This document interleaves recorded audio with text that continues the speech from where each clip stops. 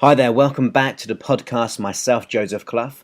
For more information about me, go ahead and visit my website, josephclough.com, as well as my Facebook page, which is facebook.com/Joseph's fan page, as well as twitter.com/Joseph Clough. So it's been a while since my last podcast, partly because I'm away at the moment. I am taking a little trip or a little vacation holiday, and I'm in Boston, America at the moment, Massachusetts. So it's really good to be in America. I always love being here. I hope to do lots of seminars and trainings over here very, very soon. So let's get back on track, though, when it comes to this podcast. Now, on this podcast, we're going to be covering a few subjects. One about supporting the non-willing to change, and also how we can relate that to ourselves, because that's really important to become conscious of our own behaviors, as well as that, who we really are, and really breaking us down to the core essence of us. You see, when it comes to supporting people, and I want you to be conscious of this in yourself as well. I want you to be conscious of your own behaviors, because a lot of the time we're unaware of what we're doing. We're unaware of how we may not be getting the most use out of the possible solutions out there, how we can become too reliant on certain people, which makes us feel more comfortable, more at ease, but it's not an empowering way to be. Now, of course, we need help, we get help. That's no problem whatsoever, but it's important to notice the fine line between becoming reliant and not being willing to change yourself, as well as realizing your own power. Because let's just relate it back to people and their issues, just to keep it simple, and then you can relay it back to yourself as well. Because it's important that we do not get caught up in other people's issues, too much anyway, because you are the sum of who you surround yourself with. You see, you'll be surprised how much energy you keep by not being involved in some people's stuff. Because everyone has stuff. Now, a lot of people I come to see have their stuff, they have their issues, but they're willing to do whatever it takes to make a change. And I really applaud them. I'm so grateful to have clients like that, because they know they're stuck, they know that they're looking for help, and they're trying to find any way, and they're willing to do whatever it takes, in other words, taking responsibility to make a change in their life. But it's also important to know those people who are unwilling to take responsibility, unwilling to make those changes. Because I hope you know, I've been doing these podcasts for about a year and a half now. We've had loads of great reviews. I only just realized the reviews have been in America, looking on the podcast reviews. And as you know, I'm here to support you as much as possible, because I know that you really want to change. That's why you're here. That's why you're listening to me. And you want to be able to apply maybe what I'm saying or the processes I do into your life, which is absolutely brilliant, and I applaud you for that. There are other people who it's important to be conscious of what they're doing and what their intentions are.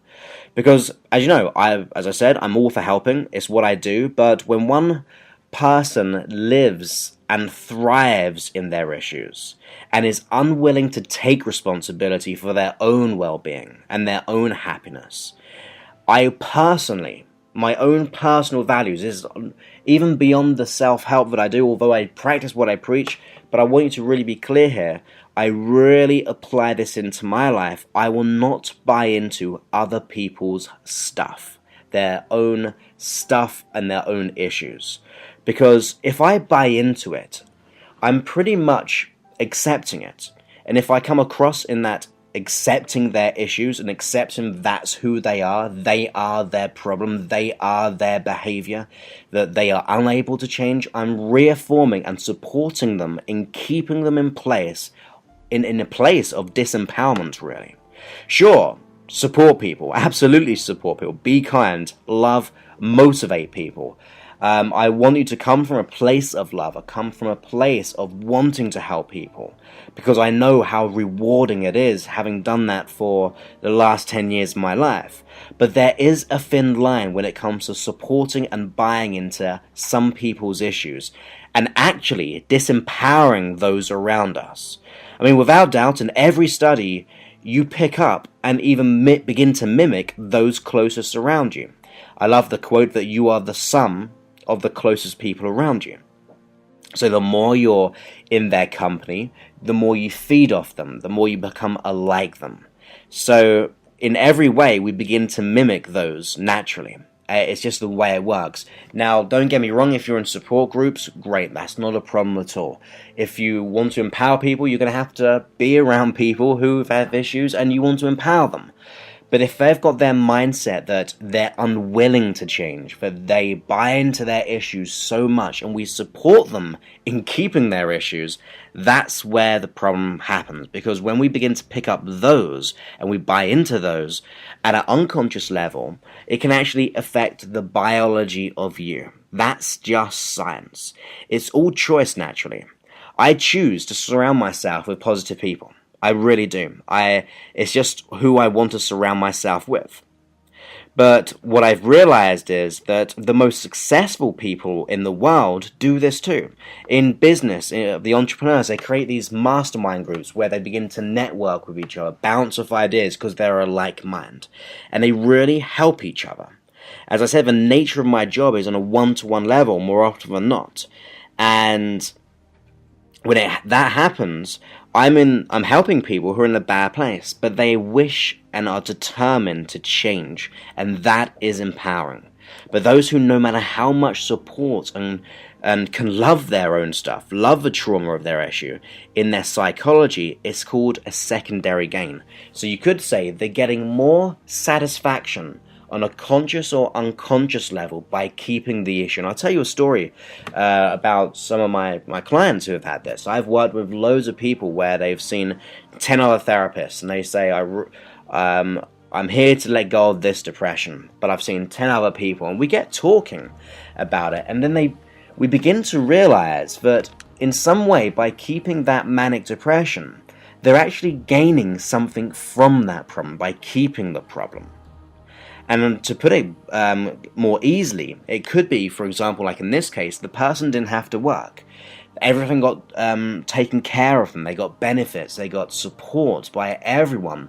And that support actually kept them in a place of not wanting or not willing to change. When we discover this and become conscious of it, the person realized this and thought, well, I've got to take responsibility for myself now and get more out of, or to get more of letting go of the issue, and to get more of sorry, I can't get my words right, to get more out of life itself rather getting more out of the issue. So it's one of those things where we have to be conscious of, are we benefiting people by continually supporting someone who is unwilling to change? In my own personal humble opinion, I think it's important to step back. And the best way to help someone is, rather supporting them in that way, is to actually reflect, what do you want them to be like? Now, that's not trying to impose anything on them, but I'm saying that in order to make the greatest change in someone, you have to be that change. I mean, Gandhi said, you got to be the change you want to see in the world. Well, let's just say you want to be the change you want to see in that person. So if that person is depressed, show them in yourself how you can be free of depression, how you can live life. Be the shining beacon for them to change. That is the best way of helping someone, showing them, be an inspiration for them. And that is one of the best ways to make a change. And you've seen people in your life who've inspired you, who've got something that you may not have but you really want it. You begin to mimic them, you begin to ask questions. You actually begin to follow what they do. You begin to look for what they're doing. You're looking for the solution rather just being supported by everything else around you. You take responsibility, and that is the biggest learning in my life, is to take responsibility for your life. When you take responsibility, you're rather being a product of life, or you're rather being a product of your environment. You're actually allowing life to be a product of what you choose to create. That you no longer reaffirm any issues in your life. You no longer have any reasons to keep the issue. You actually push all of that into a state of being empowered, content, and able to make changes. You see, if we don't take responsibility of your life, we literally push out all the ways because we say, well, it's not my fault, it's someone else's fault. If we don't take responsibility, you could say we're saying that we have reasons or excuses for our life. And that reaffirms us to stay in the same place. It reaffirms us to keep us stuck. But when we assume the responsibility in our life, and we assume the wish of the feeling fulfilled, so we assume the feeling of how we'd like to be in life, and we put our mind into gratitude, we put our mind into where we want to be, so we're putting our attention and our focus into how we would like to be. We're sending our unconscious mind to look for those answers. But if we're buying into reasons and excuses as to why we can't change, that's where our energy is. That's where we're putting all the attention. We've got to change our focus completely. And one way is by taking responsibility and focusing on what you want. It's really important to be able to adapt that philosophy into your life, that you are the creator of your life, that you are able to be able to make changes. Because when you think about it, who are you, and what are you not? Because when we think about who I am and who you are, let me start by really saying what you're not. Because you're not anxiety. If you suffer from anxiety, you're not anxiety. If you suffer from depression, you are not depression. If you have low self-confidence or self-esteem, it doesn't mean you are low self-esteem, because you're not any of those. You're not fear. These are simply all behaviors that you've picked up. Only behaviors, and these behaviors are not you. They're not your identity. You're not small. You're not weak. You're not limited. You're not the lack of life. You're not just a small part of life. You're not a small player in this world. You're not your thoughts. You are definitely not powerless. Because, as I said about the reasons and excuses, you're not your excuses. You are not your reasons. You're not everything that is wrong. You are not the problem. You are not just a product of your environment. You're not any of those things. So what are you? These are my thoughts, really what you are, and I want you to just be open to this, just be conscious of this, and just see if it resonates. Because I can only tell you, with the knowledge I have in the 28 years of my life, and it's not for me to say what you are, or what you're not, but these are just my thoughts, and if you're still listening to this, you may be a little bit curious or interested in my thoughts. And my simple advice and personal truth from what I've learned in this time, and the nature of people and the nature of you. To me, you are everything you need. You are choice. You are abundant. And you are completely unlimited. You see, when we go back to what you are, before the programming of society, before our environment even, we are, even before the beliefs we buy into as a child, or even before our experiences in the world, we are just simply consciousness. Consciousness. And we are simply peace. When I think of you personally, right now, right here, and there's a bit of woo-la-la that I talk about, but there's what I really believe on a deeper level, that you are simply love, you are oneness. Everything I stated of what you're not is simply an illusion what we brought into. I've been told many, many things, to be certain things, how to be or how to act, how to react, and the things that I agreed to follow. And that's not what I am, or who I am, and it's not who you are. See, I think you're peace, but we haven't learned to direct our awareness to those things that we think is real. The things we need to buy, or buying into what we should be because society says so. Because I simply believe that the excuse is simply no longer something we should buy into. And excuse my thoughts here, in fact, because I don't think you're meant to be anything. And that sounds strange, but I just think you are perfect. You are beauty. You are peace. You are love, happiness, contentment, joy, bliss, fill in the blank, all those wonderful things of absolute truth. The whole idea that you are meant to be certain way presupposes you're not okay anyway. That if you've got to be a certain way, it means you're not perfect already. You don't need to move anywhere. You don't need to move somewhere else to be okay. You don't need to change your environment to be okay. Because you are simply okay. You're not meant to be anything other than what is you. So like I said, rather being a product of your world or your environment is one you choose to create. The deeper part of you, I really believe this, the deeper part of you knows this. It always has. I think you've known this too, but we got lost along the way, like pretty much most people in the world. So how do we get found? How do we get from that place of losing who we really are to the place of actualizing our true potential? Well, we first must awaken to what is already here, in this moment.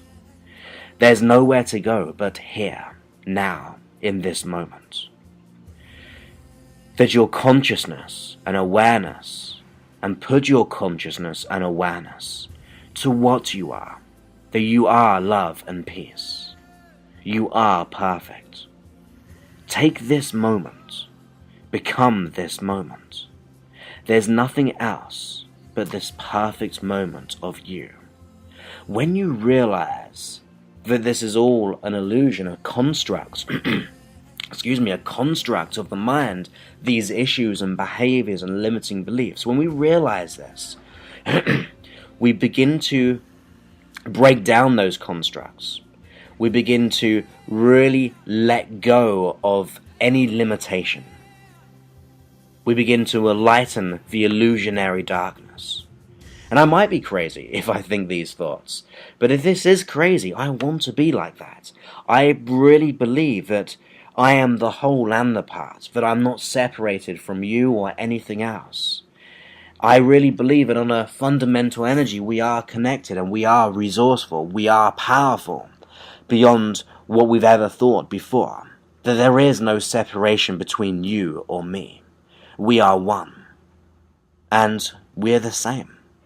Break everything down, so we're just energy. Energy is just pure potential. It's now time to wake up and see this truth. To lift up the illusionary veil that has been getting in the way, letting go of the scarcity, the worry, the fear, the anxiety, and instead put our attention to the kaleidoscope of beauty in you and in everyone else. When you do this, you give other people permission to do the same. You begin to be the person who inspires people. You become that light to show people the way to make changes in their life. You show them that there is a way. So you are the change that you want to be in the world, and everyone else can see that. When you do this without being fearful of judgment, without being worried or anxious of your power, to actually realize that it's okay, that you are okay. It's pure and simple to me. That's just the way I see it. I may be wrong. But some people may even say that it's hard to actualize this. How do we get to that? Because that's great. Well, some people may say it's hard, but the more I've learned is the harder it is, the more we try too hard. We try to do too many things. I think it's taken me a while to realize this over the years, but just to know this is the first step. To resonate with this is the first step. To know there is no road to this way of thinking is more about putting your attention to this moment. To be this moment. To be and see the world for everything it has to offer. And to realize everything that you have to offer. Take this journey. See how amazing you are. How I see you. How I see all these people around the world Anyone can make these changes. You are the change. You don't need gurus. You don't need lots of worshipping of other people. The main thing is to worship yourself. To put your attention on yourself. To find those qualities within you that tell you how wonderful you are as a person. To see everything that you have to offer in this world. Because you have so much. You have everything to give. And it's your right to do so. To be free of this fear. To be free of worry. Because you're not any of those. Those are just learned behaviors that we've picked up over time. To realize that there's always more to give. That there's always more to have. There's always more to be. But simply by putting our attention to it. You see, a lot of people do this. I see it as this metaphor anyway. And I heard this a few years ago. That people try to comb the mirror. Now, just picture that in your mind for a moment. There's a mirror in front of you. And imagine you want to comb your hair, but you're trying to comb the mirror to change your hair. That's what we can try to do. Like, this mirror is the external world. We try to change the external to be able to make ourselves feel happy. But instead, we should be putting our attention on the inside world of us. Where we put that love and attention, that peace on the inside world of us, the inside relationships we have, the inside world of our values, our beliefs, and we put our attention there and put our attention to that state of peace. That is when we actually change the outside world. That is when we perceive a whole new reality and it changes in front of our eyes. And it can happen in seconds, it can happen in moments, it can happen in days or weeks, but it's definitely worth it. There's always more to get, but the main thing is to put your attention here though. To rather keep focusing on the outside, to really put your attention on what's happening within you. So take this journey with me. Realize how amazing you are. All the things you have to offer.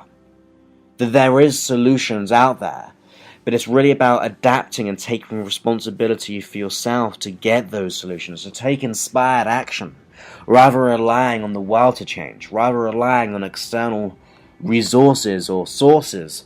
It's really about putting your attention on yourself and thinking, how can I apply this into my life today? Waking up in the morning and think, if I could do, at the end of this day, if I could achieve X, Y, Z, what would it be? Then put your attention there. And then you begin to get that happiness. You begin to find that success being far more powerful by being conscious of your thoughts. Usually our thoughts and our feelings are just happening and we're not even aware of it. They're like really dictating how we are as a person. They're dictating how we respond, but it shouldn't be that way. We should be dictating our thoughts. We should be dictating our feelings. We should be putting our attention to those. When we become conscious of them, we begin to utilize our own minds, our own infinite resources. You see, when you begin to change your thoughts, you change your belief systems. When you change your belief systems, you're changing the way that you feel. When you change your thoughts, your beliefs, and those feelings, you change the way you act and react. That is the best way to change, by being conscious of what's happening in this moment. That starts the new habit, the new routine of being the real you. So that's really a quick podcast, but I'd like to really get to, just to realize that you are your potential even. That you are perfect. That you aren't any of the behaviors that you've learned and you picked up. That deep within you, you have that unlimited resources. You have all the power that you need to be the real you. This is your moment. This is who you are. And you are perfect. So, with that in mind, just realize that. Meditate on it. Consider it. Become it. And in the meantime, I look forward to speaking to you very, very soon. Once again, for more information, go ahead and visit josephclough.com or my new program, which is CompleteLifeMastery.com. You'll really love that one. It's so good that I'm not even going to explain what's within it, because I just know when you go on it, you'll just love it in every way. As well as my Facebook page, which is facebook.com/JosephsFanPage, and twitter.com/JosephClough to stay up to date with my quotes, my thoughts, these podcasts, all these things, to really interact with me as well. I love talking to you. So feel free to interact on there, because I will reply to you. It may not be straight away, but I definitely try to do it within the same day. And I'm really here for you, and that's the main thing, to realize that you are here to be the real you. So I look forward to speaking to you very, very soon. My name's Joseph Clough, and have a great day. Bye-bye.